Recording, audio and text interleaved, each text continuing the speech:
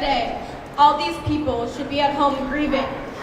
But instead, we are up here, standing together because if all our government and president can do is send thoughts and prayers, then it's time for victims to be the change that we need to see.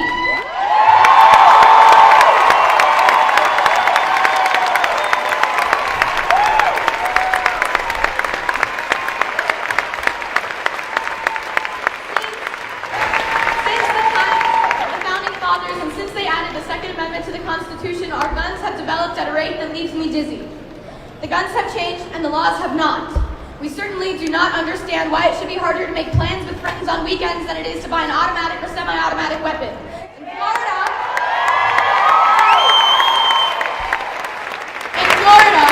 to buy a gun, you do not need a permit, you do not need a gun license, and once you buy it, you do not need to register it. You do not need a permit to carry a concealed rifle or shotgun. You can buy as many guns as you want at one time. I read something very powerful to me today.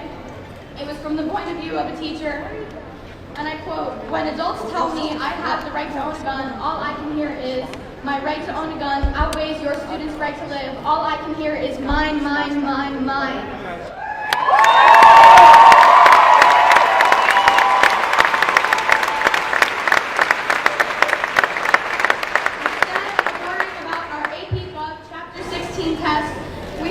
Studying our notes to make sure that our arguments based on politics and political history are watertight. The students of this school have been having debates on guns for what feels like our entire lives. AP Gov had about 3 debates this year. Some discussions on the subject even occurred during the shooting while students were hiding in the closets. The people involved right now, those who were there, those posting, those tweeting, those doing interviews and talking to people, are being listened to for what feels like the very first time about this topic that has come up over 1,000 times in the past 4 years alone. I found out today that there's a website called shootingtracker.com. Nothing in the title suggests that it is exclusively tracking the USA's shootings, and yet, does it need to address that? Because Australia had one mass shooting in 1999 and the Port Arthur Massacre introduced gun safety and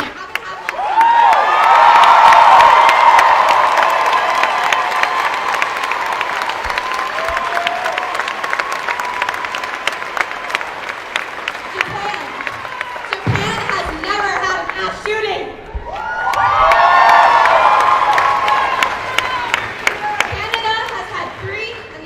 had one.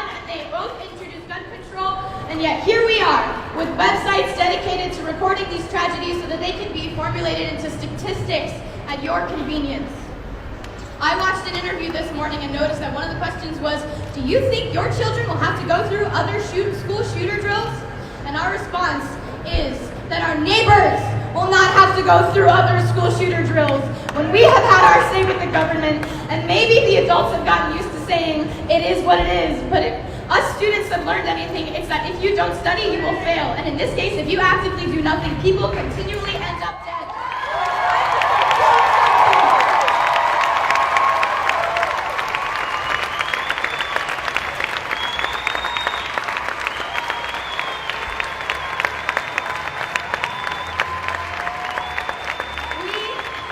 We are going to be the kids that you read about in textbooks.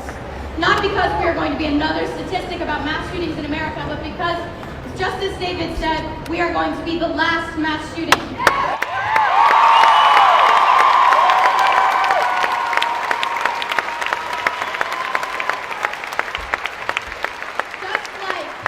Just like Tinker v. Des Moines, we are going to change the law. That's going to be Marjorie Stoneman Douglas in that textbook, and it's all going to be due to the tireless effort of the school board, the faculty members, the family members, and most importantly, the students. The students who are dead, the students still in the hospital, the students who are now suffering from PTSD, the students who had panic attacks during the vigil because the helicopters who wouldn't leave us alone, hovering over the school 24 hours a day. There has been one tweet that I would like to call attention to. So many signs that the Florida shooter was mentally disturbed, even expelled for bad and erratic behavior. Neighbors and classmates knew he was a big problem. Must always report such instances to authorities again and again. We did, time and time again. Since he was in middle school, it was no surprise to anyone who knew him to hear that shooter. Those talking about how we should have not ostracized him, you didn't know this kid! Okay, we did! We know that they're claiming that there are mental health issues, and I am not a psychologist, but we need to pay attention to the fact that this isn't just a mental health issue. He wouldn't have hurt that many students with a knife!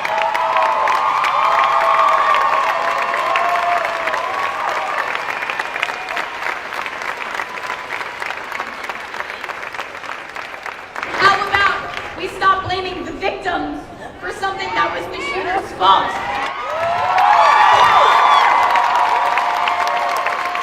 The fault of the people who let him buy the guns in the first place, those at the gun shows, the people who encouraged him to buy accessories for his guns to make them fully automatic, the people who didn't take them away from him when they knew that he expressed homicidal tendencies, and I am not talking about the FBI.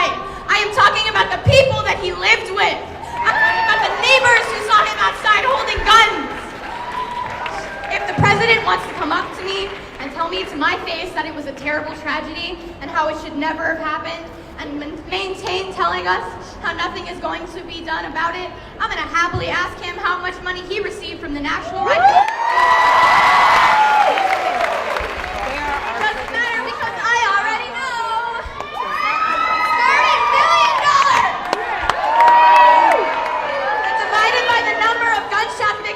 United States in the 1.5 months in 2018 alone, that comes out to being $5,800. Is that how much these people are worth to you, Trump?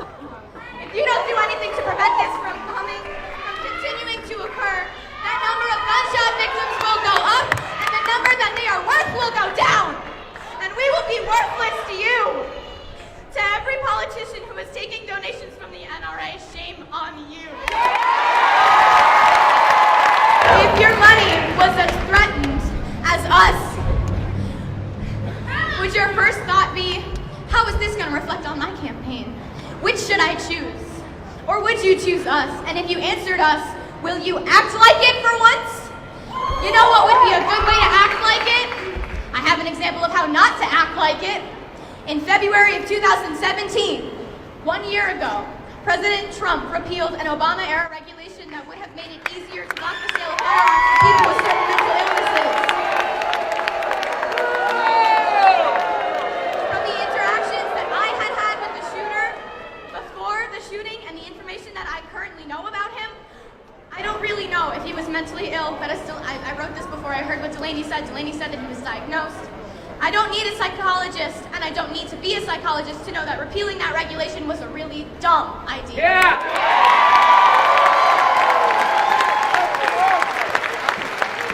Republican Senator Chuck Grassley of Iowa was the sole sponsor on this bill that stops the FBI from performing background checks on people adjudicated to be mentally ill, and now he's stating for the record, well, it's a shame that the FBI isn't doing background checks on these mentally ill people. Well, duh! You took that opportunity away last year! The people in the government who were voted into power are lying to us. And us kids, the only ones who notice and are prepared to call BS. Companies trying to make caricatures of the teenagers nowadays, saying that all we are is self-involved and trend-obsessed, and they hush us into submissions when our message doesn't reach the ears of the nation. We are prepared to call BS. Politicians who sit in their gilded House and Senate seats funded by the NRA telling us nothing could have ever been done to prevent this. We call BS.